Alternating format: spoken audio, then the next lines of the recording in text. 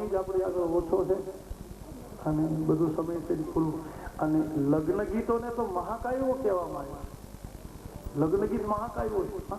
અને તમે હજી તો વૃદ્ધ માણસો જે હોય ને ગામડામાં, એની આગળ બેસીને ક્યારેક એની આગળથી બેજો, એવા સરસ ગીત. અને લગ્ન ગીતો એ કેવળ પ્રસંગના ગીતો નથી, લગ્નના પ્રસંગ માટે છે એવું કઈ નહીં. લગ્ન ગીતો એ તત્વજ્ઞાનના ગીતો છે, એમાં તો સાચું જ્ઞાન પ્રાપ્ત થાય. એ તો હવે બધા વાહિયાત ગીતો નીકળ્યા, આમ વિશ્વાસ વગરના, વિશ્વાસ જ નહીં અને સાવ ખોટા. યાર સાયકલની સીટી વાગી મારા વીરા, સાયકલની સીટી હોય છે, પોલીસ વાળાને બેહારો ને વગાડતો જાય તો વાત જુદી છે. બધું સાયકલ ને કઈ સીટી હોય. અને 3 ફેરા ફળ લીધા હોય ને તોય વિશ્વાસ નહીં, તોય વરપક્ષની બેન આમ ગાતી હોય કે મારા વીરાને વર્ષો તો હજી તો આડો છે. હવે 3 ફેરા ફરી ગયા, હવે હું બાકી, પણ હજી વિશ્વાસ નથી. આ હાલે ન હાલે, રે ન એકલા વિશ્વાસ વગરના ગીતો. નહીતર આપણા તમે જૂના ગીત જોઈ દો તમે. અને આપણે આગળ સમય નથી, નહીતર તો મને ગમે પોતાને લગ્ન ગીતોનું થોડું વાત કરવી ગમે. શું દીકરીનું જીવન હતું, દીકરીની મર્યાદા શું હતી. હું તો બધા ગાઉં, એકનું પણ ટાઈમ નથી, મને તો બહુ ગમે.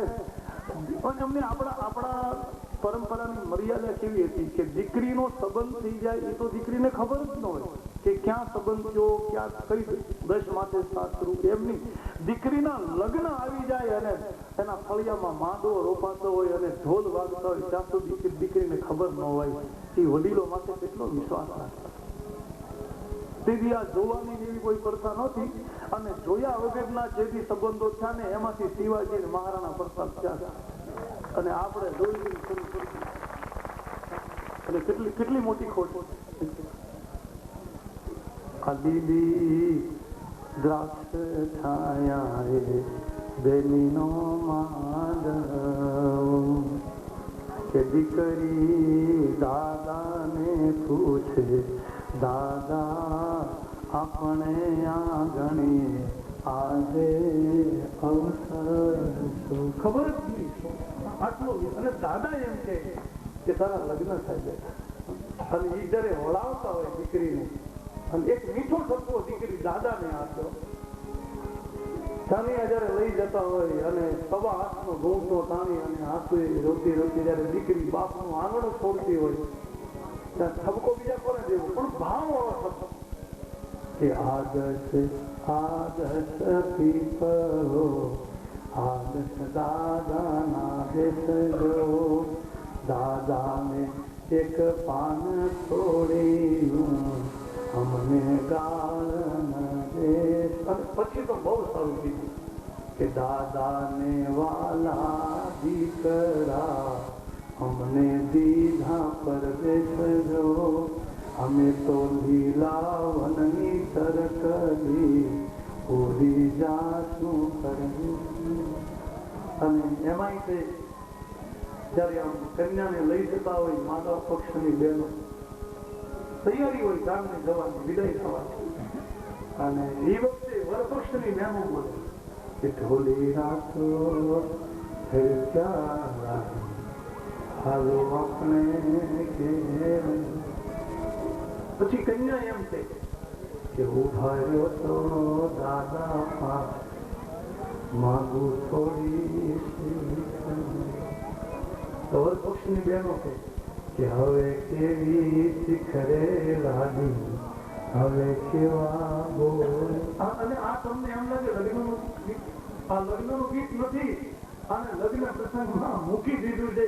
બાકી આ મારા તમારા જીવનું ગીત છે કે 100 વર્ષ પૂરા કરી અને જમણા દૂધ અથવા તો મૃત્યુનું તેડું જયારે જીવને લેવા આવે ને ત્યારે મૃત્યુ એમ કહે કે હવે ઢોલી રાતો ધરીચા લાગી હાલો આપણે. અને જયારે જીવ જતો હોય ને ત્યારે જીવ જમના દૂધને એમ કે થોડી વાર જો ઉભા રહ્યો ને તો ગીતાનો એક પાઠ કરી લઉં, એકાદી માળા ફેરવી લઉં, એકાદી રામાયણની ચોપાઈ ગાઈ લઉં. અને ત્યારે ધર્મ એમ કે હવે કેવા શિખરે લાદી, હવે તને 100 વર્ષ આપ્યા અને એમાં કઈ ન કીધું, હવે હાલતી વખતે તો શું પાઠ કરવાનો, શું માળા. એટલે આવા તત્વજ્ઞાન સાથેના ગીતો હતા. જેમ જે ગીતમાંથી મને તમને જીવન મળે, જે ગીતમાંથી મને તમને મર્યાદા મળે, જે ગીતમાંથી મને તમને ભાવ ઉભો થાય, આવી રચનાઓ બને. હાય હાય હાય હાય આવા ગીત શરૂ થાય. હાય હાય તો કારે કહેવાય, કોઈ ગુજરી જાય ત્યારે કહેવાય. અને ઘરમાં હવારમાંથી શરૂ થાય હાય હાય દીદી તેરા દેવર દીવા, દાદા ગાડીના ગીરા બધા શું કેવું. એ કઈ સવારના પરમાં ગાવાનું ગીત છે. સવારના પરમાં તમે સ્તોત્ર બોલો, ગતિસ્તમ તમે કા ભવાની. તમે એ સવારમાં તમે હનુમાન ચાલીસાનો પાઠ કરો, સવારમાં તમે ગોવિંદાષ્ટક બોલો ઘરમાં, એટલે ઘર મંદિર થઈ જાય.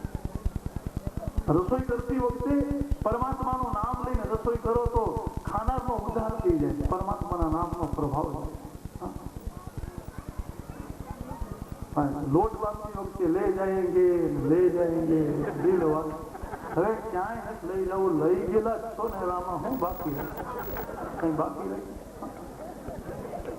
મર્યાદા હતી ને બહુ. તેના તો નામ ક્યાં લેતા, પેલા નામ ન લેવાતું. પતિ પત્ની એકબીજા નામમાં લ્યો લાવો આવી લ્યો એવું. હવે શરૂ થયું એમ ચંપા ને બધું બોલાવે. એટલે ઘણી વાર આપણને એમ થાય, અમે તો ઘણાને એમ કહીએ આટલી બધી શું એમ તમે ઘરમાં તમને સીધા નામ લઈ દો અને તમે શું કામ નામ લઈને બોલવા થોડીક વાત. તો એક ભાઈએ તો મને એમ કીધું કે જો હું એને નામ લઈને ન બોલાવું તો એ મને એમ કે તમે મને લવ નથી કરતા. હવે લવ જ છે, લવ ક્યાં કોઈ કરે, બધા લવ કરે, કોઈ લવ કરતું જ નામ લઈ તો લવ કહેવાય, લવ બધા લવ કરે, કોઈ લવ. અખંડાનંદ સ્વામી થઈ ગયા વૃંદાવનમાં, બહુ સારી વાત કરીએ. જો કે ભાગવત માં તેનું બહુ મોટું પ્રભુત્વ. અને અખંડાનંદજી એમ કહ્યું કે પતિ પત્નીનો પ્રેમ કેવો હોય ખબર છે? તમે વૃંદાવનમાં ગયા હો તો તમને ખબર પડે કે ત્યાં લચ્છી મળે. વૃંદાવનમાં લચ્છી પેંડા બધું વધારે મળે હજી પણ. એટલે તમને માટીના કુલડમાં લચ્છી આપે. એટલે એ લચ્છી એવી હોય ને કે માટીની અંદર ચોંટી જાય. આપણે પી તો જાય પણ તોય થોડુંક અંદર ચોંટી જાય. એ ફેંકી દો એટલે કૂતરા દોડે અને કૂતરું અંદર મોઢું ભરાવે. તો કૂતરું મોઢું ભરાવે એટલે લગભગ તો આપણે બધું પી જ ગયા હોય, કઈ કૂતરા માટે રાખ્યું ન હોય, પણ કૂતરાના મોઢે બધું ચોંટી જાય બહાર. હવે એ કૂતરાના મોઢા ઉપર ચોંટેલું જોઈને બીજું કૂતરું દોડે એટલે બીજું કૂતરું એનું મોઢું ચાટે, એટલે ઓલું કૂતરું ઓલાનું મોઢું ચાટે. એમાં કોઈને કઈ મળે નહીં પણ એકબીજાના મોઢા ચાટે. એવું આપણું છે પતિ પત્ની, એકબીજાના મોઢા ચાટે. એમાં કોઈને કઈ મળે નહીં, નામ દેવાનું કઈ મળે. કૂતરા ચાટે એમ આપણે ચાટી અને એને આપણે કહીએ લવ લવ. ચાવજો કૃષ્ણ કનૈયા, આનો કઈ પાર નહીં આવે, કથા પૂરી કરવાની. દ્વારકામાં પરમાત્મા ઘણી બધી લીલા કરે. અષ્ટપટનાની સાથે કૃષ્ણ રહે દ્વારકામાં. અને ગોકુળ વાળાને ખબર પડે પછી તો રાધાને ઘણી બધી ખબર પડી. અને રાધાજીએ ઘણા બધા ઠપકાઓ મોકલ્યા કૃષ્ણને. જોકે આવવાનું કઈ પછી ગોકુળમાં ગયો નથી કૃષ્ણ ક્યારે.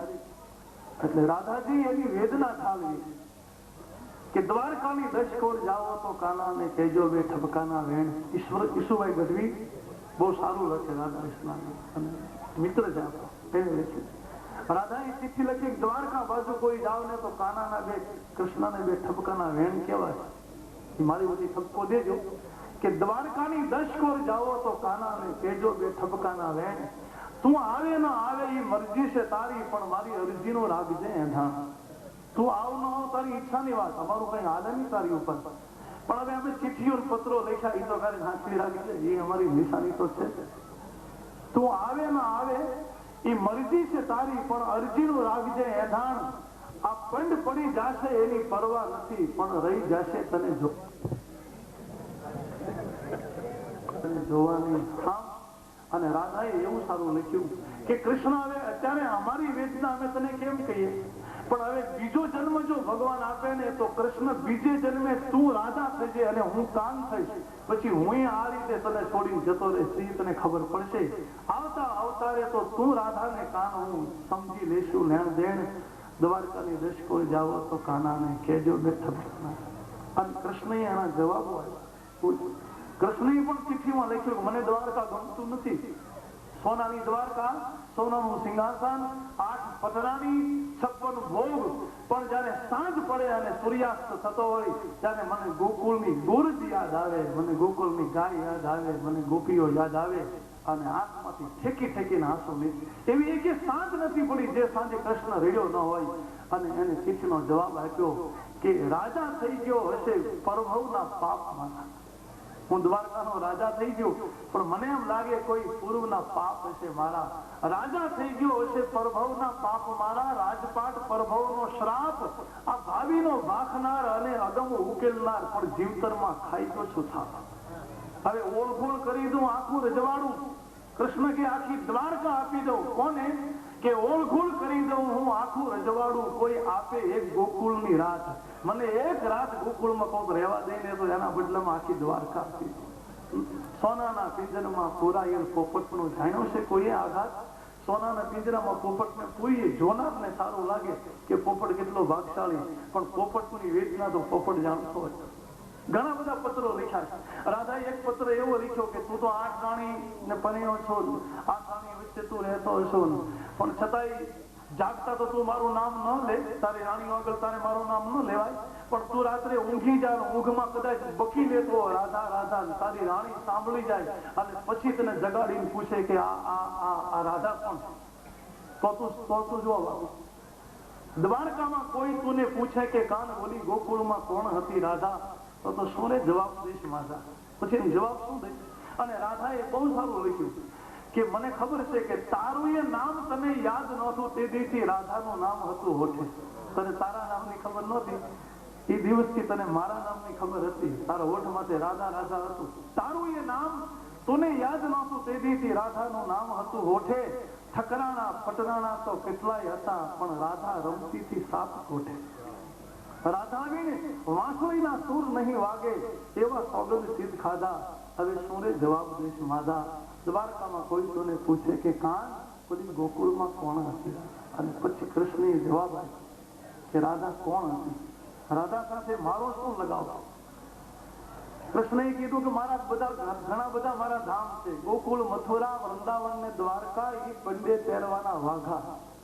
જેમ શરીરે કપડા પહેરીને એમ ગોકુળની મમતા એવી.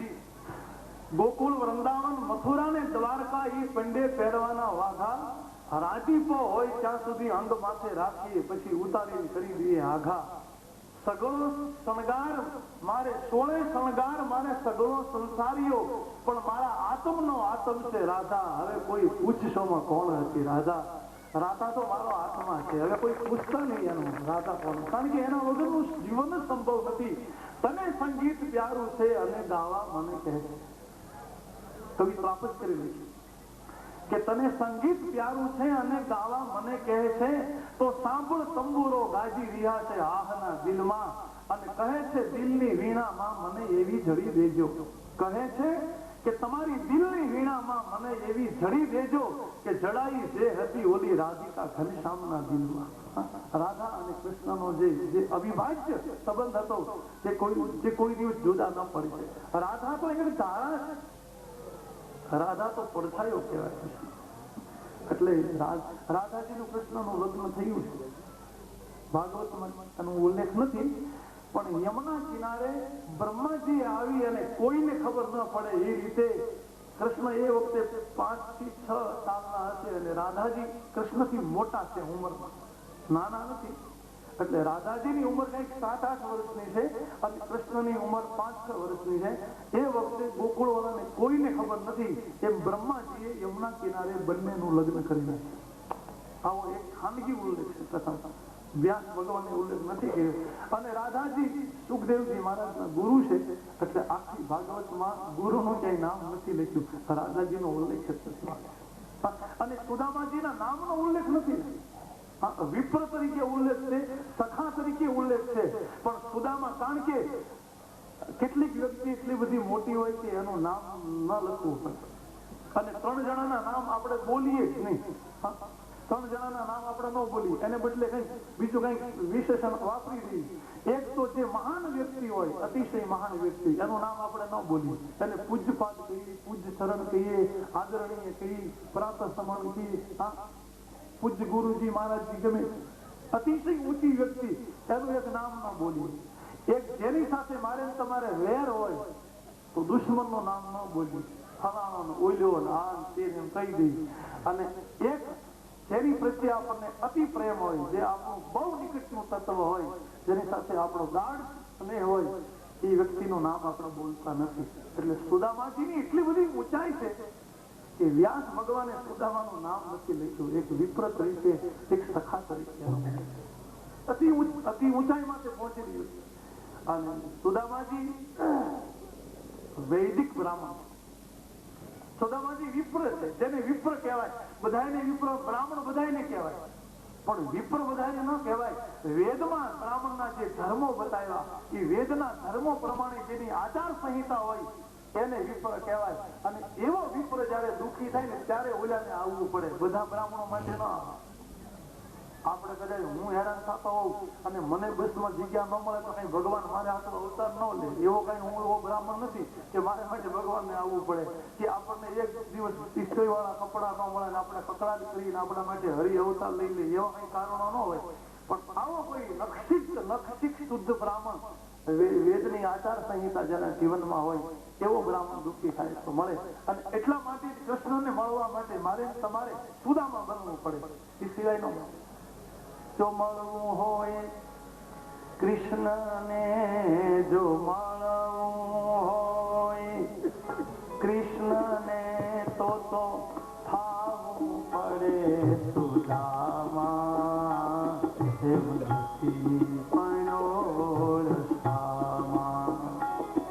જો મળવું હોય કૃષ્ણને, જો મળવું હોય કૃષ્ણને, તો થાવું પડે સુદામા. એમ નથી પડ્યો રસ્તામાં, નથી પડ્યો રસ્તામાં. દ્વારકામાં પરમાત્માની લીલા ચાલે અને સુદામાજીનું દ્વારકામાં આગમન થાય. સુદામાજી તો બહુ ગરીબ બ્રાહ્મણ છે, અજાતક વ્રત છે, માંગતા નથી, કોઈ સાથે માંગવાનું નહીં. સુદામાજીની પત્ની સુશીલા, પતિવ્રતા નારી, ગામના બધા કામ કરે, કોઈના દળના દળે, કોઈના કપડા ધોવે, કોઈના વાસીદા કરે, અને એમાંથી જે મળે એ ઘરે લાવે અને બાળકોનો નિભાવ કરે. એકદમ ખંડહેર જેવું મકાન છે. સુદામાજીના ઘરમાં કૂતરાય રહે, બિલાડાય રહે, સુદામાય. અને આટલી બધી ગરીબાઈ કે શિયાળામાં બાળકોને ઠંડીથી બચાવવા માટે કપડા નથી, પણ ચૂલાની ગરમ ગરમ રાખ હોય ને એમાં છોકરાને ધબૂરી દે અને એ રીતે એની રક્ષા. આટલી ગરીબ. તેમાં સુશીલાએ એકવાર સુદામાજીને કહ્યું કે તમારા મિત્ર છે ભગવાન કૃષ્ણ, તમે મળવા તો જાઓ. સુદામાએ કહ્યું શું અર્થ મળવાનો? એ તો બહુ મોટો માણસ છે, બહુ સંપત્તિ વાળો રાજા થઈ ગયો, આપણે ગરીબ છીએ. અને મોટા માણસને ઘેરે આપણે અવસ્થાએ જઈએ ને, ખાલી મળવા જઈએ ને, તો મોટા માણસને એમ લાગે કે આ કંઈક માગવા. કારણ કે ગરીબાઈ છે ને એ એક દુઃખની ઘટના. એટલે આપણે કઈ જોતું તો નથી, શું જાવ. સુશીલાએ કહ્યું આપણે માગવા નથી જવું, પણ તમારા બાળકો યાદ કરો કે અમે સાંસ્કૃતિક આશ્રમે સાથે જઈને એટલા વર્ષ. સુદામાજીની ઈચ્છા નહોતી, પણ સુશીલા પરાણે આગ્રહ કરી.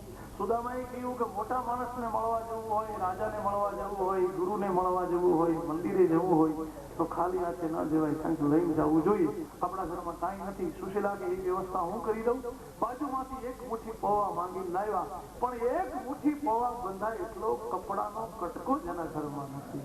7-8 લીરા આદાવાળા મૂકે, એની ગાંઠીઓ આળે અને આમ કરી અને સુદામાજીની પૌવાની ગાંઠડી આપી નાની. શરીર આખું સુકાઈ ગયેલું, હાથ અને કામ ચોંટી ગયેલા, આંખ ઊંડી ઉતરી ગયેલી. અને રાધા કૃષ્ણ રાધા કૃષ્ણ રાધા કૃષ્ણ. પણ ગંગાના નીર જેવું જેનું પવિત્ર જીવન, વેદની રૂચા કહેવાય. સુદામા એટલે મૂર્તિમંત વેદ કહેવાય, આટલું પવિત્ર માણસ. અને યાત્રા કોને કહેવાય? પાંડુરંગ દાદાએ બહુ સારી વાત કરી દાદાએ કે યાત્રા એટલે સુદામાજી જે રીતે દ્વારકા આવ્યા ને એને યાત્રા કહેવાય. મિત્ર કૃષ્ણને ખબર નથી, હાલો સુદામાજી આગળ કઈ વાહન નથી અને એ ચાલી ગયા તો કૃષ્ણ કઈ નથી જાણતા, અંતર્યામી છે કે મારો ભક્ત મારો મિત્ર મને મળવા આવે તો કૃષ્ણ નો એકાદો રથ મોકલાવે. પણ નહીં, યાત્રા કોને કહેવાય કે પગપાળા ચાલીને જવાનું, ગામડે ગામડે રોકાવાનું, ગામડાના લોકોને પરમાત્માના વિચાર આપવાના, હરિ ચર્ચા કરવાની, લોકોને પ્રવૃત્તિમય સદ પ્રવૃત્તિ અભિમુખ કરવાના, હરિની સન્મુખ કરતા જવાના અને આ રીતે ગામડે ગામડે ફરી અને પ્રભુને મળવા જવું સાચી યાત્રા એને તીર્થ કહેવાય.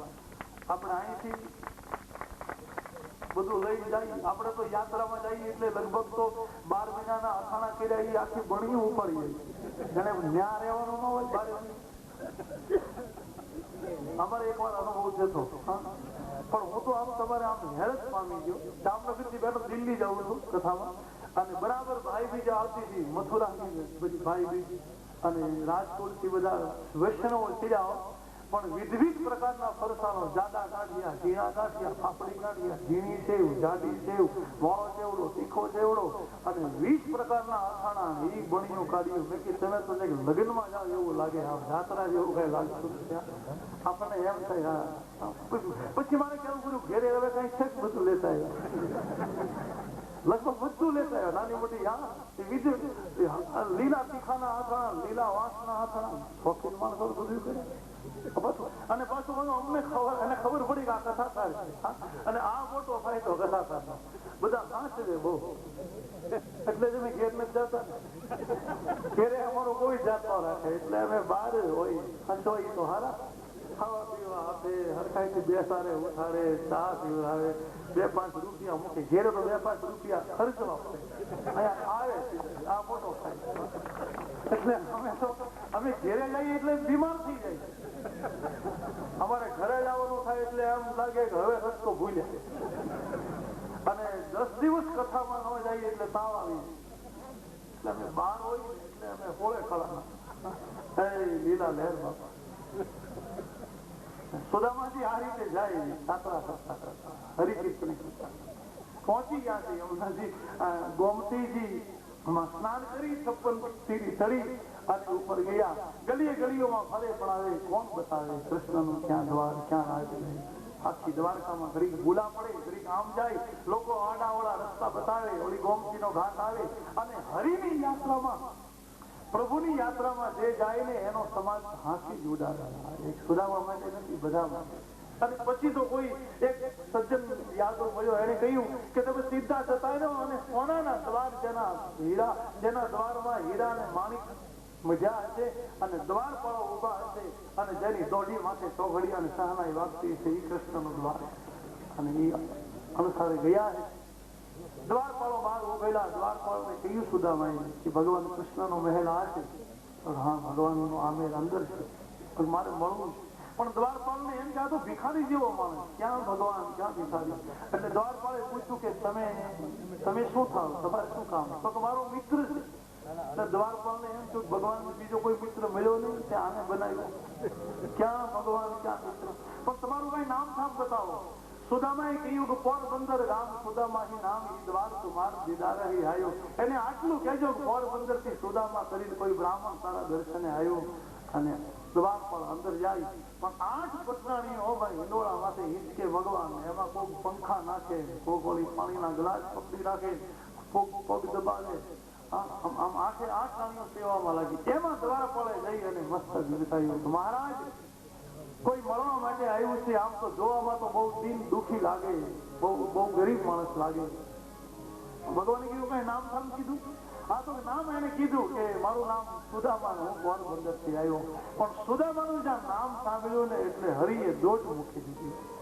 આ 8 રાણીઓની પરવા છોડી, પીતાંબરી પડી ગઈ, ચાખડીએ ન પહેરી અને સડેલાટ એકદમ સીડી ઉતરી અને પરમાત્મા દોડ્યા. 8 રાણીને એમ થયું કે આવો વીઆઈપી કોણ આવ્યો? અહીંયા બ્રહ્મા જેવા આવે ને તો પ્રતીક્ષાલયમાં બેસી, અહીંયા બ્રહ્મા ને વિષ્ણુ જેવા આવે તો એ વેઇટિંગ રૂમમાં બે. એટલી ઉતાવળ તો કોઈને મળવા નથી કરીને આવો કોણ આવ્યો કે સીધી દોડ દીધી અને ઝરૂખા સાથે રાણીઓ જુએ. સુદામાજીને અંદર પ્રવેશ કરવામાં આવે અને કૃષ્ણ દોડીને આમ જાય, પણ આમ તમારે ચીથરે હાલ સુદામા અને કૃષ્ણ દોડી અને સુદામાના પગ પકડી લીધા, પણ કાંટા લાગેલા, પગમાં કાંટાના ઠૂઠા હતા. કંટક જાલ પીરો નહીં આયો અને આયો ઈતે દિલ ખોયો, દેખી સુદામાથી દિલ દિશા કરુણા કરકે કરુણા નીતિ જોઈએ. કૃષ્ણની આંખમાંથી આંસુની ધાર કરું છે. અરે મોટા ભાઈ, તમારી આ હાલત, અરે તમારે આવું તો પેલા સંદેશો કેવો હતો. મારી આગળ કેટલા હાથી ઘોડા રથ સંપત્તિ અને મારી સંપત્તિ અને મારું ઐશ્વર્ય બ્રાહ્મણની સેવામાં ન લાગે, કોઈ સંતની સેવામાં ન લાગે, અને ગ્રહસ્થની સંપત્તિ ધર્મની સેવામાં ન લાગે તો એ સંપત્તિને ધિકાર. સંપત્તિની સાર્થકતા એને કહેવાય કે મારી સંપત્તિ, મારું ઐશ્વર્ય, મારું સાધન કોઈ ધર્મના કામમાં લાગી જાય, કોઈ સાધુના કામમાં લાગે, કોઈ બ્રાહ્મણના કામમાં લાગે, એ જ સાર્થકતા. એટલે કૃષ્ણને એમ થયું કે આજ મારા અહોભાગ્ય અને આજ મારી દ્વારકા નગરી ધન્ય બની, એક બ્રાહ્મણ મારી નગરીમાં આવ્યો. આજ મારી દ્વારકાના મંગલ દ્વાર ખુલી ગયા. જલ્દી ગોમતીનું જલ લાવો, જમના જલ લાવો, મારે સુદામાજીના ચરણનો અભિષેક કરવો. અને ભગવાનનો આટલો જોરદાર હુકમ એટલે દોડા દોડ પચી ગઈ. બધા નોકરો ચાકર દોડવા લાગ્યા. પણ હવે ગોમતીમાં જાય, 56 સીડી ઉતરી ગોમતી જલ લાવે તો વાર તો લાગે, જલ્દી તો કઈ બધું તૈયાર ન હોય. અને કૃષ્ણે કીધું આટલી બધી કેમ વાર? અને ગોમતીનું જળ આવતા વાર લાગી એટલે સુદામાના પગની નીચે પોતાના બે હાથ રાખ્યા અને કૃષ્ણએ એની આંખથી આંસુની ધાર કરી અને સુદામાના પગ ધોઈ. દેખી સુદામાની દિન દશા, ઈ કરુણા કરકે કરુણા નિધિ રોઈએ, અને પાણી પછારત હાથ થયોની નિજ નયનન કે નીરસે પગ ધોયા. એક ભગવાનનો એક જીવ માટે કેટલો ભાવ. અને આ સુદામા એટલે એક જીવનું નામ, જેને ઇન્દ્રિયોનું સારી રીતે દમન કર્યું હોય એવો જીવ એટલે સુદામા. અને જીવ હરિને મળવા જો 2 કદમ જાય, પરમાત્માને મળવા હું તમે 1-2 કદમ ચાલીએ ને તો પરમાત્મા તો દોટ મૂકીને મને તમને મળવા આવે. પરમાત્મા તો એમ કહે, હું તારી રાહે જ ઉભો છું, પણ તું મારી તરફ આવતા રહે. જીવ જાય નહીં, અભાગ્યો જીવ હરિ તરફ ના જાય, બીજે કઈ ફંટાતો હોય. અને પછી તો સુદામાજીનું સ્વાગત કર્યું, ચરણો રખ લીધું, અંદર લઈ ગયા રાજમહેલમાં, સીધા સ્નાનાગારમાં લઈ ગયા. સ્નાનાગારમાં સોનાના ભાજન માટે બેસાડી જમના જળ, યમુના જળ, ગંગા જળ, ગોમતી જળ બધું કુંડીઓ તૈયાર કરી અને 8 રાણીને કહી દીધું કૃષ્ણએ કે આ લાભ છેલ્લો છે, આવો લાભ નહીં મળે. એટલે સુદામાજીને સ્નાન કરાવવા આવો. કૃષ્ણ અને રૂક્ષ્મણી 8 રાણી સ્નાન કરાવે. અને રૂક્ષ્મણીને કૃષ્ણે કીધું તમે લોટો ભરી અને આમ ધાર કરો અને હું સુદામાના ચરણને આમ ચોળી ચોળીને ધોઉં.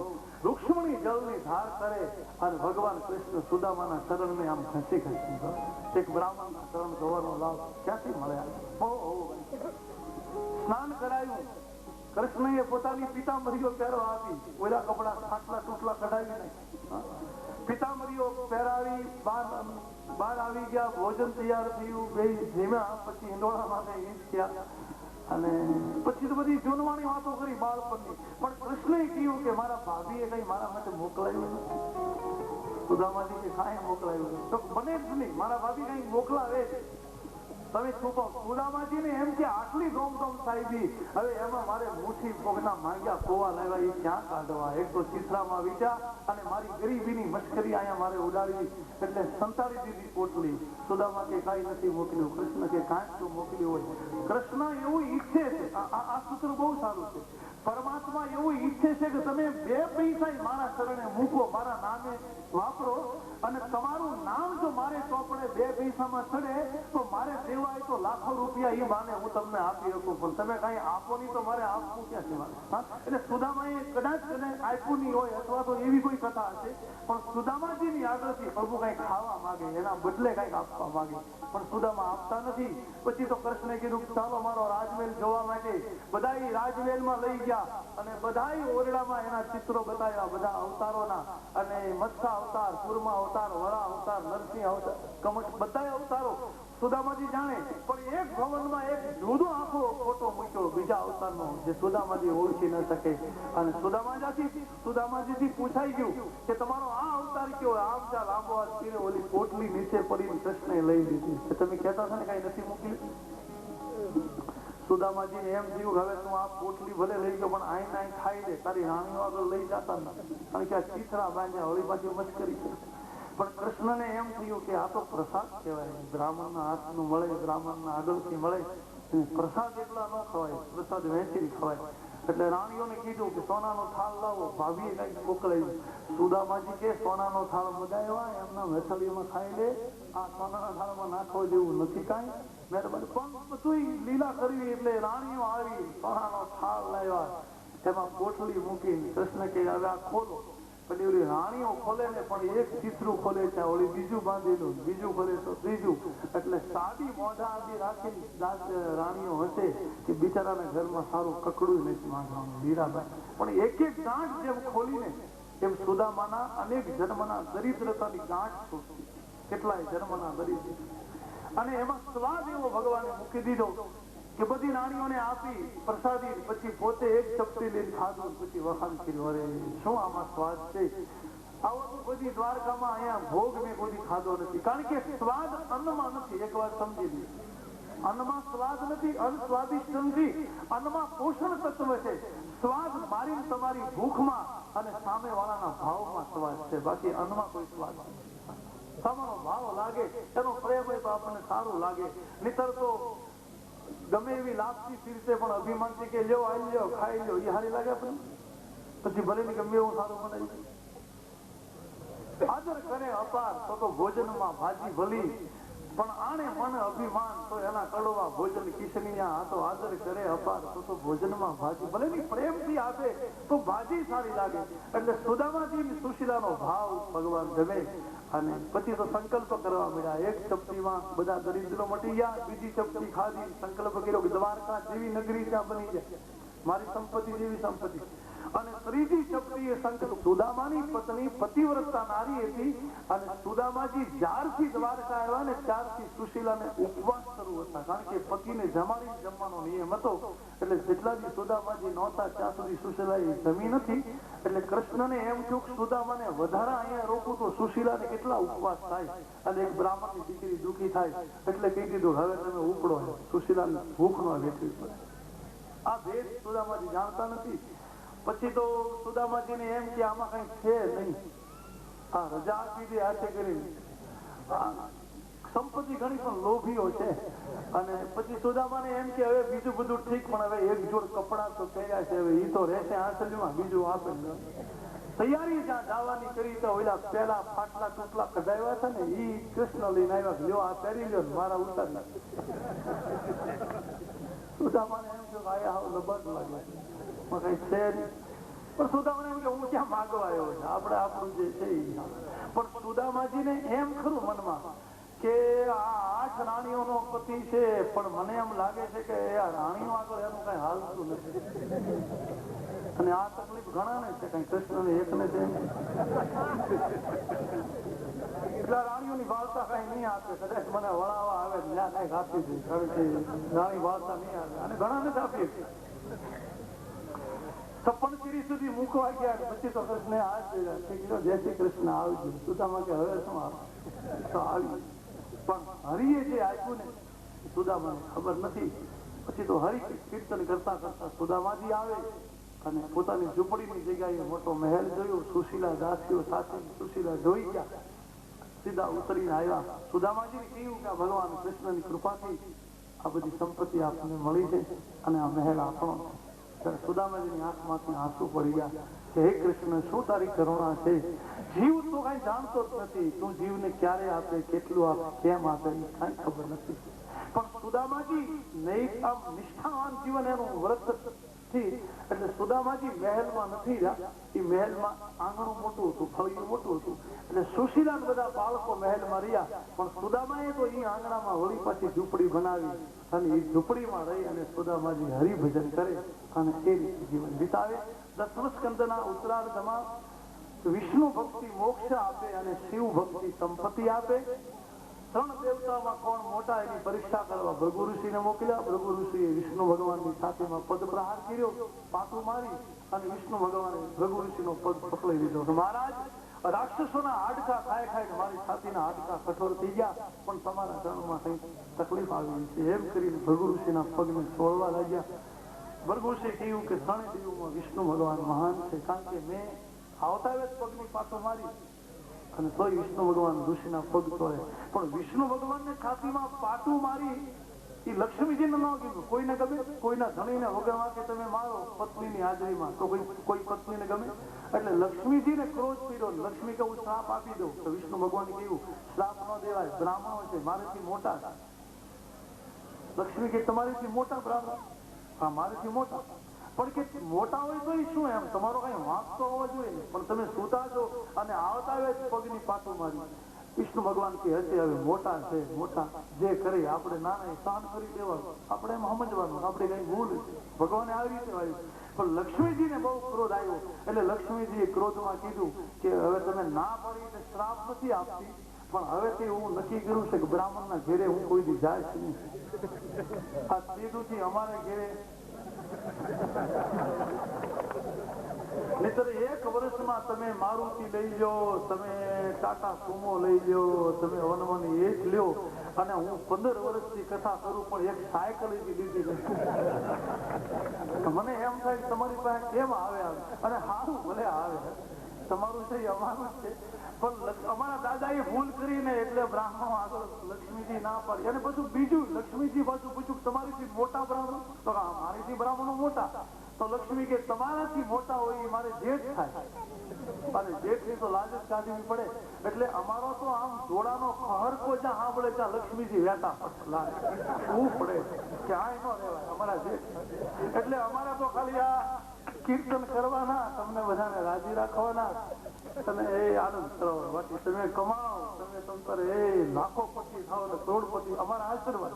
અમારે કઈ જોતું રહેશે, તમે અમને આપશો તો અમારી આગળ રહેશે નહીં, કારણ કે અમને હાથું જ ન આવડે, હાથની શીખી તો રહી ને, અને તમને ભગવાનની દયા.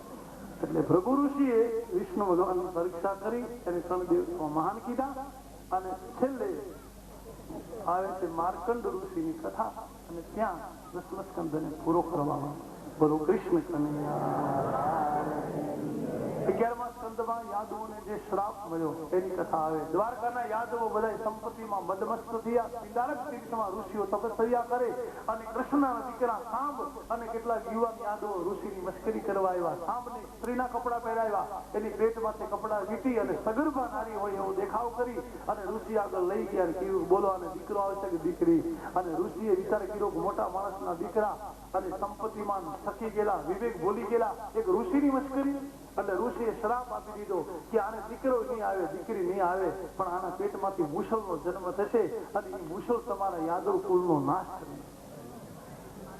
મર્યાદા સિવાયનું જીવન જ નથી. ગમે એટલી સંપત્તિ વધે, આપણે ગમે એટલા બળશાળી. રાવણની આગળ શું કમી હતી? બળની કમી હતી, સાધનની કમી હતી, સંખ્યાની કમી હતી, અને છતાંય રાવણના કુળમાં એક બાળક ન મૂક્યું. કારણ શું? કે રાવણની બેન મર્યાદા વગરની હતી, જ્યાં ત્યાં રખડતી હતી. સુપર્ણખા રાવણ કી બહેની. અને દુષ્ટ એક પણ વ્યક્તિ જે દિવસે મર્યાદા બહાર નીકળી જશે, પછી એ સમાજને કે રાષ્ટ્રને કે પરિવારને પરમાત્મા બચાવી ન શકે. અને આપણે રાવણની વાત કરીએ, પણ સીતા જેવી સીતા મહાસતી, એ જો મર્યાદા છોડીને જો બહાર જાય, નથી લીધું કહ્યું હરી તારા આલિતા લો પીને જો જાશે તો જાનકી ના જોખમ આસે રે લો. મારી તારા લીતા લો પીને જો જાશે તો જાનકી ના જોખમ આસે. એટલે યાદવોને શ્રાપ લાગ્યો. પછી તો આમાંથી મુસલ નીકળ્યું, પછી ઘસી નાખ્યું કે મુસલ હશે તારા નાશ થશે ને, એટલે ગોમતીના જળમાં ઘસીને પાણી કરી નાખ્યું. પણ છેલ્લે એક ટુકડો નાનો એવો હાથમાંથી છટકી ગયો, પાણીમાં જતો રહ્યો. એ માછલી ગળી ગઈ. એ માછીમારે માછલીઓ પકડી, એ પછી વેચી. શિકાર કરનાર ભીલે એ માછલી ખરીદી છે, માછલીને કાપતી વખતે વળી પાછો એ ટુકડો નીકળ્યો. એટલે ભીલને એમ કે આ શિકાર કરવામાં કામ લાગે, એટલે બાણની નોક માટે એને જડી. આ બાજુ બધા યાદવો એકદમ મતલબ મદમસ્ત બન્યા. પછી સામસામા શરાબના ઘેનમાં ભાન ભૂલી અને યુદ્ધમાં આવ્યા. ઈ જે મુસલ ઘસીને પાણી થયું ને, એની પાન ઉગેલી, એટલે પાન ખેંચી ખેંચીને એકબીજાને મારવા લાગ્યા. આ રીતે બધા મર્યા. ગુરુ દત્તાત્રેયની કથા આવે છે 11મા સ્કંદમાં. 24 ગુરુનું વર્ણન કર્યું, અને પછી કલિયુગમાં પરમાત્માને નમસ્કાર કરવાનું શું ફળ મળે એનું વર્ણન કર્યું. કળિયુગના ધર્મોનું વર્ણન એકાદશ સ્કંદમાં કર્યું કે કળિયુગ આવશે ત્યારે બધું આવું આવું બનશે, લોકોના મનમાંથી ધર્મ નીકળી જશે, વર્ણાશ્રમ વ્યવસ્થા તૂટી જશે, કોઈ પ્રકારની મર્યાદા નહીં રહે અને ભક્ષા ભક્ષ બધા ખાશે. હવે કોઈ આહારની કોઈ નિમિત્તા નહીં રહે, શું ખવાય શું ન ખવાય આવું કાંઈ નહીં રહે અને સ્ત્રી પુરુષ બધા ધર્મ વિહીન બનશે, પોતપોતાની નિજ નિજ ધર્મથી ચલિત થઈ જશે. બહુ મોટું વર્ણન છે. પણ કલિયુગમાં અશાંતિ વધારે થશે, ધર્મનું નામ નિશાન નહીં રહે અને પછી તો ભગવાન કલ્કી અવતાર લેશે અને જગતનો ઉદ્ધાર કરશે ધર્મનો. છેલ્લે પછી બ્રહ્માજી આવ્યા દ્વારકામાં, ભગવાન કૃષ્ણને વિનંતી કરી કે પ્રભુ આપનું અવતારી કાર્ય પૂરું થયું છે, એટલે હવે આપ સ્વધામમાં પધારો. કૃષ્ણએ પણ કહ્યું હું તૈયારીમાં છું, એટલે હવે હું મારા ધામમાં આવું જ છું. બ્રહ્મા સ્તુતિ કરીને ગયા અને પછી તો યાદવ કુળનો નાશ થયો. ભગવાન કૃષ્ણ પ્રાચીના પીપળે આવીને બેઠા અને પેલા ભીલે બાણની અંદર જે પેલી મુસલની કટકી હતી જડેલી ને, એટલે કૃષ્ણ કાંઈક એવી રીતે હાથ દઈને બેઠા કપાળ ઉપર, પગમાંથી પગ ચડાવીને, એટલે દૂરથી જોનારને કોઈ મરગ બેઠો હોય અથવા તો કોઈ મરગ ઉભો હોય એવું લાગ્યું અને સીધું બાણ માર્યું. એટલે પગનું એક ચક્ર વિંધાયું, આમ હથેળીનું ચક્ર વિંધાયું અને એમાં તો ભગવાનની લીલા જ હતી. પણ પરમાત્માએ ત્યાં શરીર છોડ્યું અને પરમાત્માનું શરીર, પરમાત્માનું તેજ પછી પુસ્તકના ગ્રંથના રૂપે પરિવર્તિત થઈ ગયું. એટલે ભગવાન કૃષ્ણ પોતાનું તેજ ભાગવતમાં પધરાવી અને અવતારી કાર્ય પૂરું કર્યું. 11મા સ્કંદને ત્યાં પૂરો કરે. 12મા સ્કંદમાં જરાસંઘના વર્ણાશ્રમ એટલે વર્ણશંકરનું આખું વર્ણન આવે કે જરાસંઘના પછી વંશમાં કેટલા વર્ણશંકરો થયા, પછી સંન્યાસીના ધર્મ, ગ્રસ્તના ધર્મ, એ બધા 4 આશ્રમની કથા આવે અને છેલ્લે તો પરીક્ષિત રાજાને હવે તક્ષક નાગ આવવાની તૈયારી છે.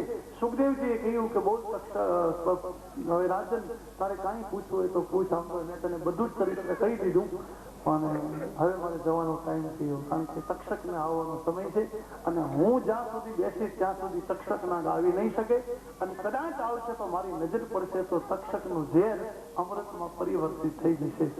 પરીક્ષિત રાજાએ હાથ જોડ્યા, હવે મારે કાંઈ પૂછવાનું બાકી નથી, તમે મારો ઉદ્ધાર કર્યો અને હવે હું હરિના ચરણે સમર્પિત થઈ ગયો છું. પણ તમે મને કથા સંભળાવી, તમે મને વૈકુંઠનું ધામ આપ્યું છે, એટલે તમે મારા ગુરુ છો, એટલે તમે જાઓ એની પહેલા તમારી એકવાર પૂજા કરવા માંગુ છું. એટલે થોડી વાર ઉભા રહ્યો તો તમારી પૂજા કરી દઉં. સુખદેવજી કે તું પૂજા કરી લે જલ્દી. એટલે પરીક્ષિત રાજા ગંગાજીનું જળ લાવી સુખદેવજીના ચરણ કમળ પખાયા, વનવાસી ફૂલ લાવી 2 પુષ્પ ચરણે મૂક્યા અને પરીક્ષિત રાજાએ દંડવત પ્રણામ કર્યા. સુખદેવજી મહારાજજી આશીર્વચન આપ્યા, હરે નામ હરે નામ હરે નામ કેવલમ કલીનાસ્તય કલીનાસ્તય કલીનાસ્તય. હરિનામ જપતા જપતા સુખદેવજી મહારાજ આગળ જતા રહ્યા અને પરીક્ષિત રાજા તો પછી બેઠા જ છે, પણ પરીક્ષિત રાજા તો તક્ષક નાગ આવ્યા પહેલા હરિના ધામમાં પહોંચી ગયા. તેને હવે નાગની રાહ નથી. સુખદેવજી મહારાજે મોક્ષ આપી દીધો, પણ બ્રાહ્મણનો શ્રાપ ને ઋષિનો, એટલે નાગને આવવું જ પડે.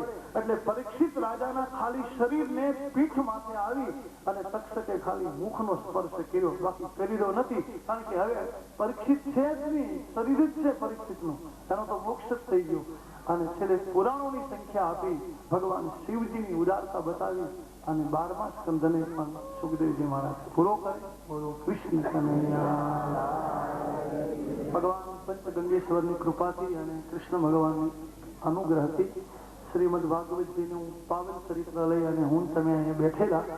હવે પ્રભુની કથા તો અનંત છે અને એના ગુણે અનંત છે. સાગર જેવું ચરિત્ર છે, આપણે કઈ પૂરેપૂરું તો કહી જ ન શકીએ અને હરિનો જશ તો વેદ ના ગાઈ શકે. આપણે માનવી છીએ, આપણી મર્યાદા હોય એટલે ઘણી બધી કથા રહી ગઈ છે સમયનો થોડોક અભાવ, કારણ કે આપણી પણ પરિસ્થિતિ એવી હતી એટલે બને એટલી કથા કહેવાનો પ્રયાસ કર્યો છે. પણ જે કથા છૂટી ગઈ છે અને જે રહી ગઈ છે એ વધેલી કથા બધી ભગવાન શંકરજીના ચરણમાં સમર્પિત કરું છું. વળી પાછો ક્યારેક ભગવાન યોગ આપે, ફરી વાર જયારે આવું કંઈક થાય તો વળી કંઈક 2-5 દિવસો વધારીને વળી વિસ્તારથી કથા કહીશું. અને પંચ એટલા માટે આપણે કર્યું છે અને તમે બધાએ ખૂબ આમાં ખરેખર ધન્યવાદ દેવો છે. જોકે શરૂઆતમાં તો તકલીફ પડે, પણ શરૂઆતમાં તકલીફ રહી, પણ છતાંય બધા ભાઈઓએ જે આ સમિતિઓમાં રહ્યા અને ઘણા દોડધામ કરી અને અતિશય મહેનતથી પાછું યોગદાને ઘણું આપ્યું, બધાએ ખૂબ ખુલ્લા હૃદય આપ્યું અને આ કથાને ખૂબ સફળ બનાવી છે. એનો મને ખૂબ ખૂબ આનંદ છે. મારી તો કોઈ મહાનતા નથી, હું તો બહુ નાનો માણસ, તમારી કરતા નાનો માણસ, પણ મને તમને જે આનંદ આવ્યો છે, મને તમને જે ગમ્યું છે, એ કોઈ વક્તાનો પ્રભાવ નથી, કોઈ માઇકનો પ્રભાવ નથી, કોઈ મંડપનો પ્રભાવ નથી, પણ ભગવાન વ્યાસના કલમની એ જાદવિતા છે. અને આમાં હરિનું નામ છે ને, એટલે હરિના નામનો પ્રભાવ છે, બાકી કોઈનો પ્રભાવ નથી. અને એક બીજું કે હું તો બ્રાહ્મણ છું, એટલે મેં કઈ નવાઈ નથી કરી. તમે તો બધા મોટા છો મારી કરતા અને બધી રીતે સંપન્ન છો, એટલે તમે બહુ વધારે આમાં ફાળો બધા આપ્યો. પણ મારી ફરજ સમજીને મેં એક ફૂલની પાકડી આપી. એ કોઈ મારી મહાનતા નથી, મારે તો કરવું જ જોઈએ. અને એમાં મારી આગળ જે શક્તિ છે, ભગવાને મને વાણીની શક્તિ આપી છે, તો મારી ફરજ છે કે મારે વાણીથી તમારી બધાની સમાજની સેવા કરવી જોઈએ, ધર્મના પ્રચાર કરવો જોઈએ, ભાગવત ને રામાયણના વિચારને મારે ગામડે ગામડે પહોંચાડવા જોઈએ. એ મારો નિજ ધર્મ. હું નવાઈ નથી કરતો અને હું તમારા માટે કથા નથી કરતો, હું મારા માટે કથા કરું છું. હું તો આ મને મારા પોતાના, કારણ કે મારો બ્રાહ્મણનો ધર્મ અને વેદમાં લીધું છે બ્રાહ્મણના 6 ધર્મો, કે બ્રાહ્મણે યજ્ઞ કરવો જોઈએ અને યજ્ઞ કરાવવો જોઈએ. યજ્ઞ એટલે પેલો હવન નહીં, ચૌતલનો નહીં, પણ આવા જ્ઞાન યજ્ઞ અમારે કરવા જોઈએ. અને આવા જ્ઞાન યજ્ઞ કરવા માટે અમારે તમને અપીલ કરવી પડે સામે આવીને. અમે એવું ન ઈચ્છીએ કે અમે મોટા વક્તા છીએ, અમે સામેથી કેવા ના જઈએ, અમને અમારી આગળ ગુણ લેવા આવે તો આપી, એ તો અજ્ઞાનતા છે. અને અમે તો એમ કહીએ કે તમે જો આવા ધર્મના કામ કરતા હો તો અમે તો ઉઘાડે પગે આવા છીએ. અમારે તમને કહેવું જોઈએ તમારે ઘરે ઘરે આવી કે ઈશ્વરે તમને સંપત્તિ આપી, તમે જ્ઞાન યજ્ઞ એક વર્ષે એક ગામમાં જ્ઞાન યજ્ઞ થવું જ જોઈએ, તો જ સંસ્કૃતિ ટકે.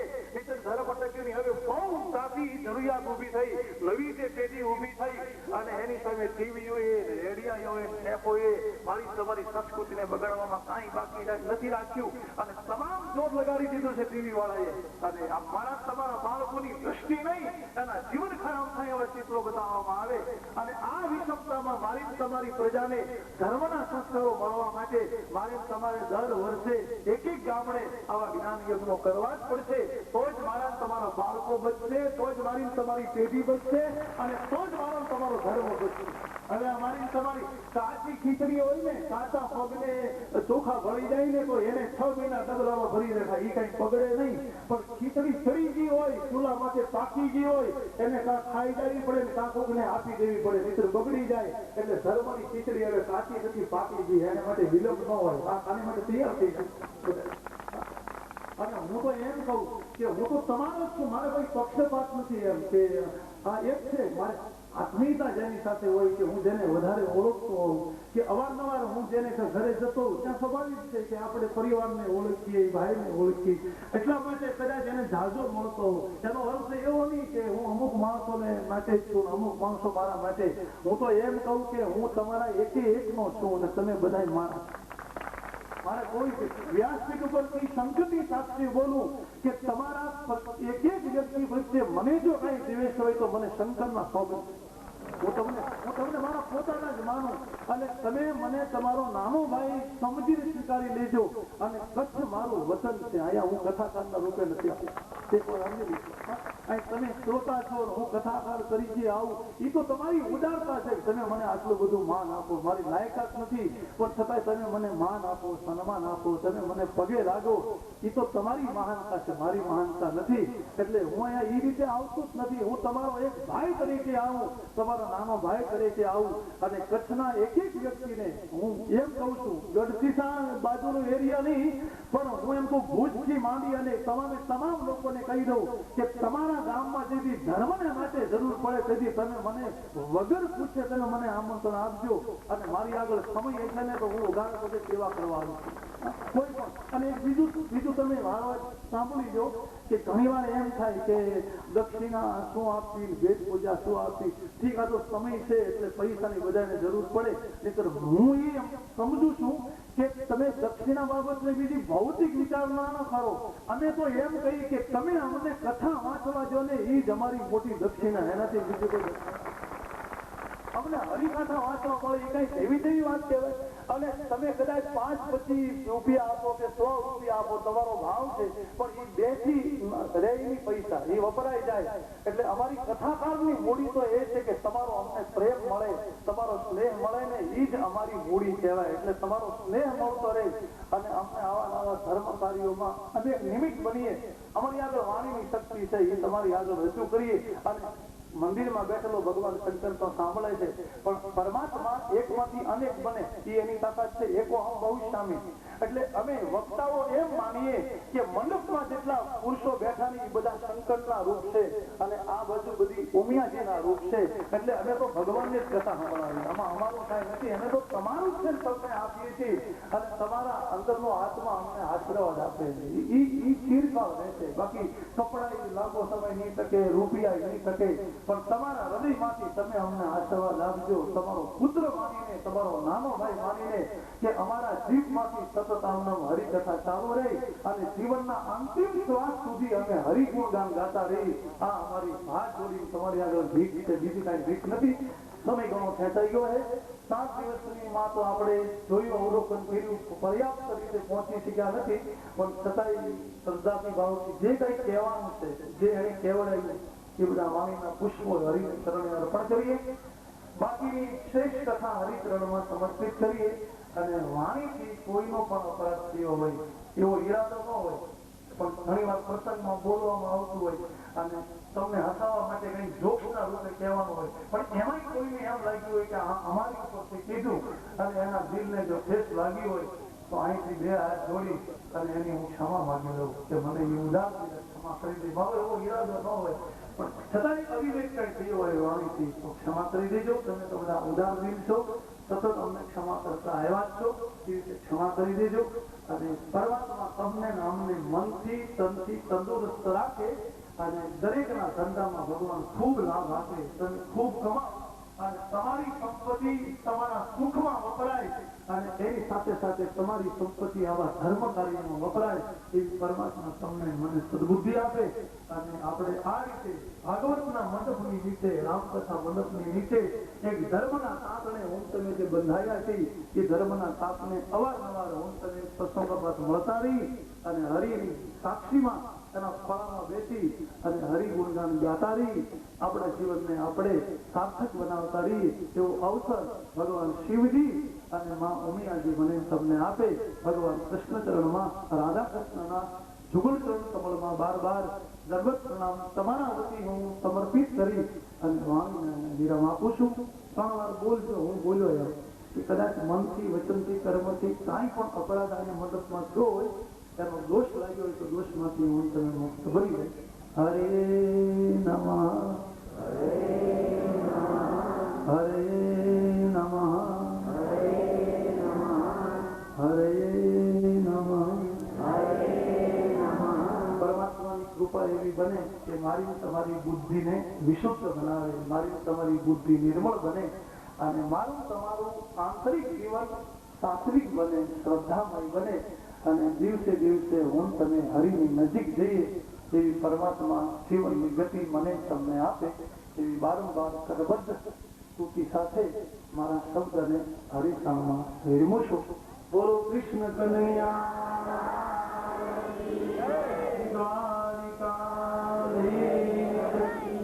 રામચંદ્ર ભગવાન, ઉમાપતિ મહાદેવ, પંચગંગેશ્વર મહાદેવ, લક્ષ્મી નારાયણ ભગવાન, ઉમિયા માત કી, અંબે માત કી, સનાતન ધર્મ કી, સદગુરુદેવ. ઓમ નમઃ પાર્વતી પતય.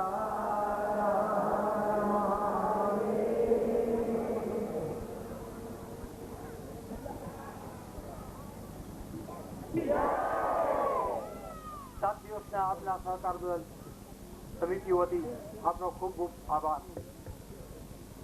7 દિવસના અમારા ભગવત કાર્યની અંદર જે આયોજકોએ, સમિતિઓના ભાઈઓએ, દાતાઓએ યથાશક્તિ જે પણ ફાળો આપ્યો છે તેનું યથોચિત સન્માન કરવા માટે અહીં મોરબી શ્રી રમેશભાઈને હું બાઇક આપું છું.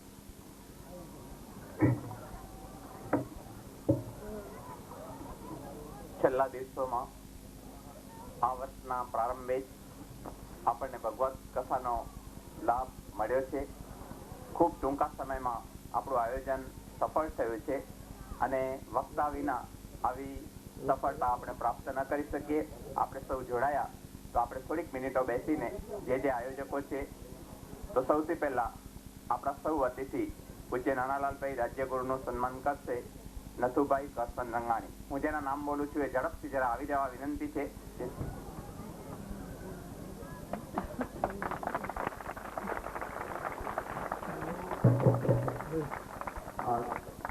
જેનું સન્માન થશે તેને સેંગાણી પરિવાર તરફથી પૂજ્ય બાપુનો ફોટો પણ આપવામાં આવશે.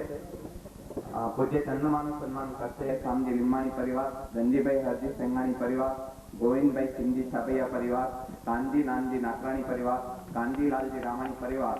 આ સૌનો આભાર સાથે સન્માન કરશે મુખ્ય યજમાન શ્રી ધનજીભાઈ માધા પારસિયા. એમને સૌને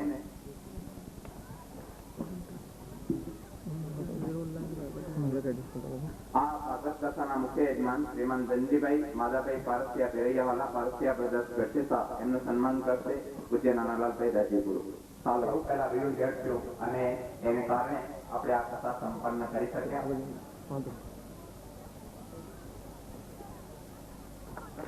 શ્રી પચાણભાઈ રામજી લાઈન સર બધાને ઓઢાડજો. અમે આગળ આવતા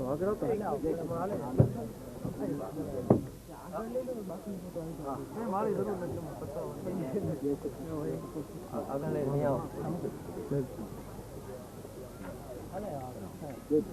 અને પછી પરિવાર રત્નાપાલ રોટિયા ભાગવત કથાના અન્નદાન આપનાર દાતાઓ શ્રી લદાભાઈ ગઢસીસા, શ્રી શિવજીભાઈ વેલજીભાઈ હિરાણી પરિવાર વિક્રમ, રામ ભરોસે હસ્તે પુંજાભાઈ ગોપાલ, મહેન્દ્રભાઈ લાલજી ઠક્કર, હરજીભાઈ નાથાભાઈ વાસાણી પરિવાર, ગંગારામભાઈ તથા નારાયણભાઈ ગાનાભાઈ બજાય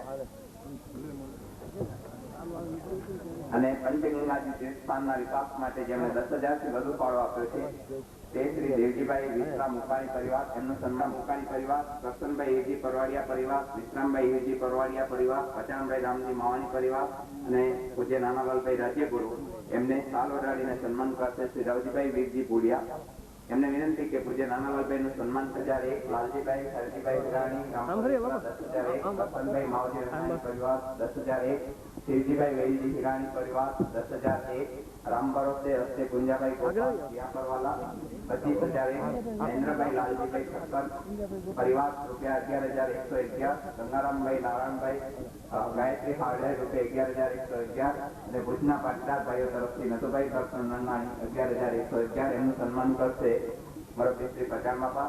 અને ત્યાર પછી રવજીભાઈ વીરજી પુડિયા, લતા દરગાહ પરિવાર મમેનોરા, પછી વામન જન્મનો ચણાવો લેનાર શ્રી કાનજીભાઈ નાનજી નાકરાણી સુખપર રોહા, શ્રી કરશનભાઈ હિરજી પરવાડિયા ગઢસીસા, શ્રી જખુભાઈ તેરી, શ્રી ગોવાળિયા ગ્રુપવતી રતનસિંહભાઈ શ્રીજી વાસાણી અને રામ ભરોસે વતી ગોવિંદભાઈ શ્રીજી છાબૈયાનું સન્માન કરશે લાલજીભાઈ લતા સેંગાણી. અને દરમિયાનમાં પૂજ્ય બાપુ પંચગંગાજીના મંદિરના પૂજારી, મુખ્ય આચાર્યશ્રી અને પંચગંગાજી મંદિરના પૂજારી શ્રી મંગલભાઈ ભારતી ગુસાઈનું સન્માન કરશે.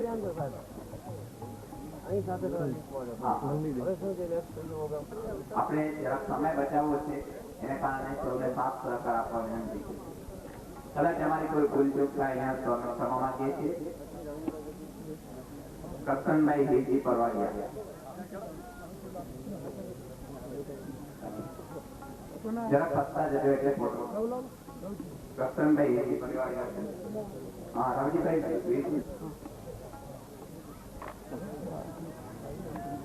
શ્રી પચાણભાઈ રામજી માવાણી પરિવાર વતી વરજરી,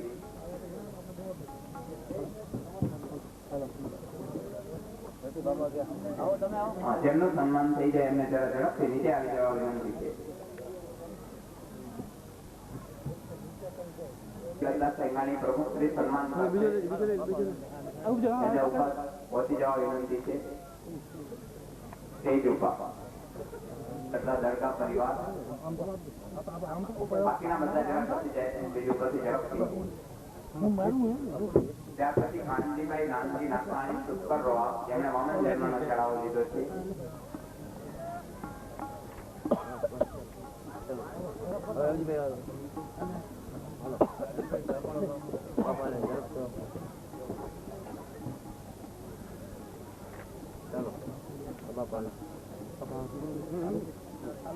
કરસનભાઈ દેશી પરવાડિયા પરિવાર વતી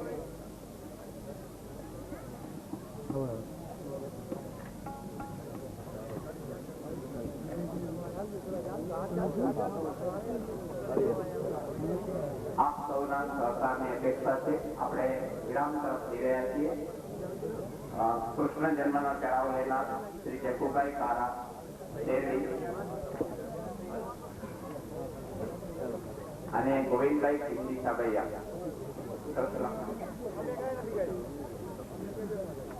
પારુબેનનું સન્માન કરવા પાર્વતીબેનનું સન્માન કરવા શ્રી કેશરબેન લાલજીભાઈ હિરાણીને વિનંતી છે. પૂજ્ય પાર્વતીબેનનું સન્માન કરવા શ્રી કેશરબેન લાલજીભાઈ હિરાણીને વિનંતી અને પૂજ્ય બાપુને વિનંતી છે કે આપ પૂજ્ય જન્મમાં સન્માન કરે છે પૂજ્ય નાનાલાલભાઈનું. સૌને જરા ઝડપ રાખવા વિનંતી છે.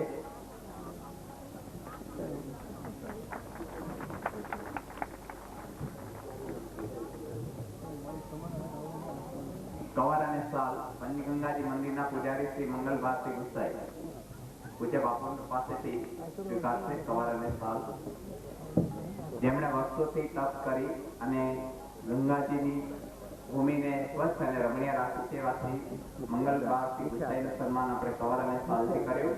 શ્રી હરેશભાઈ ગૌરીશંકર જોશી મુખ્ય આચાર્ય એમનું સન્માન ત્યાં પૂજ્ય બાપુને વિનંતી કે આપ સૌ પોથી પાસે બેસેલા આચાર્યનું સન્માન કરશે સમિતિ વતીથી.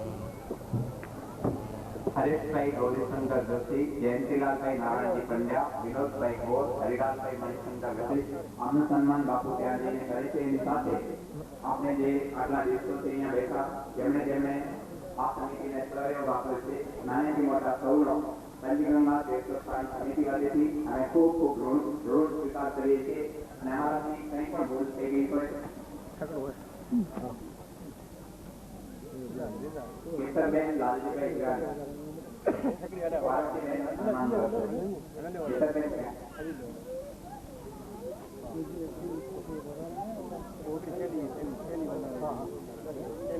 કર્મથી કઈ દોષ થયો હોય તો અમે સૌ આપ સૌની ક્ષમા માંગીએ છીએ. આપણાથી કઈ ભૂલચૂક થઈ હોય તો પૂજ્ય બાપુ પાસેથી પણ આ સ્થળેથી ક્ષમા માંગી લઈએ છીએ. આરતીના યજમાનો અને બાકીની વ્યવસ્થા માટે શાંતિલાલભાઈ આચાર્ય.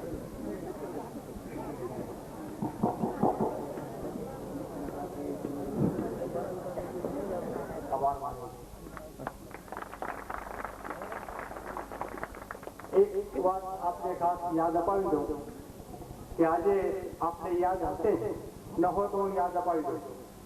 એક તો આપણે પવિત્ર ગંગાજીના ઘાટ પર બેઠા છીએ અને આજે દેવ દિવાળીની 11 છે. સુંદર વર્ષ છે. આજે કેટલાક નહીં દાનીઓ હોય તો પણ અમે નક્કી કર્યું છે કે આજે અહીં જે શ્રોતાઓ ઉપસ્થિત રહે એ બધાને 11 વ્રત તો કરાવવું. એટલે આજે તમને તે પ્રમાણે અમને યોગદાન મળેલ છે. અત્યાર સુધી મળ્યું છે અને એ યોગદાન અમને કેસ રૂપે મળ્યું છે. ઘણા ભાઈ બહેનોએ કઈ ફળમાં નામ લખાવ્યું છે તો આજે છેલ્લો દાડો છે. કોઈ પણ ભાઈ બહેને જો ફળ લખાવ્યો હોય આપણી પાસે જો અત્યારે હોય તો કાર્યાલયમાં જમા કરાવશો, નહીતર પછી દરેક ગામના પ્રતિનિધિઓ છે એ તમારી પાસે આવશે, એમની પાસે જમા કરાવશો. જેમની પાસે હોય એ કાર્યાલયમાં જમા કરાવતા જાય અને ફંડ માટે જેમ બને તેમ જલ્દી ફંડની રકમ પરત કરશો એવી નમ્ર વિનંતી. એક પ્રેરણાદાયી સમાચાર હમણાં મળ્યા છે. મારે જાહેરાત કરવાની બાકી છે. જગદીશ અંબાજી મંદિરના પૂજ્ય ચંદુમા તરફથી આ સમિતિને જનરલ ફંડમાં 1,111 રૂપિયાનો ફાળો આપવામાં આવે છે. આભાર.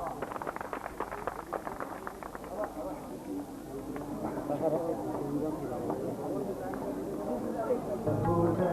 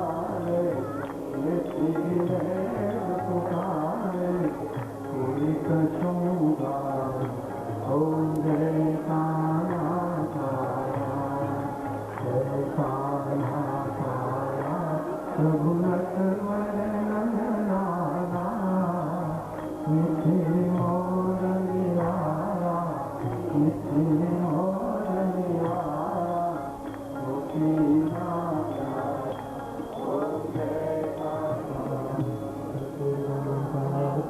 સંસારકારમ ભુજગેન્દ્રહારમ મંગલમ ભગવાન વિષ્ણુ મંગલમ મંગલમ પુંડરીકાક્ષ મંગલાય તનોહરિ કૃષ્ણ કલ્યાણ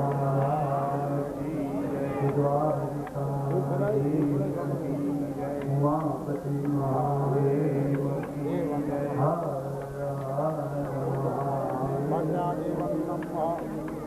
આખું યજ્ઞનો ફળ હવનમાં છે. આજે બપોરે 3 વાગે હવન ચાલુ થશે. મને ખબર હવન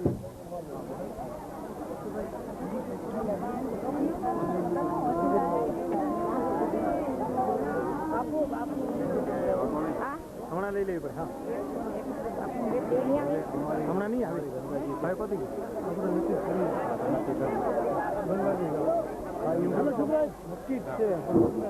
બોલો ગંગેશ્વર મહાદેવ કી જય.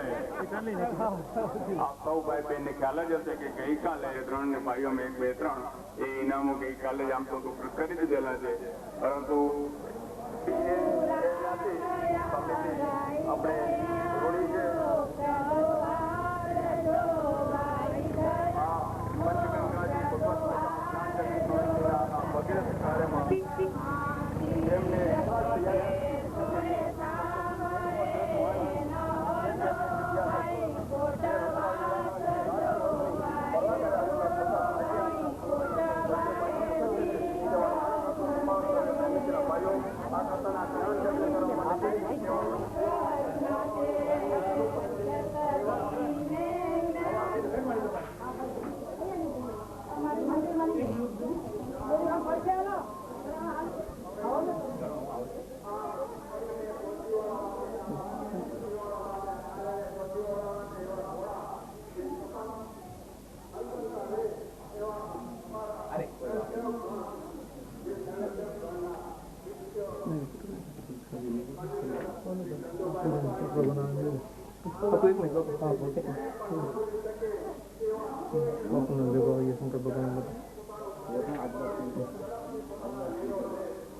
બોલો પંચગંગેશ્વર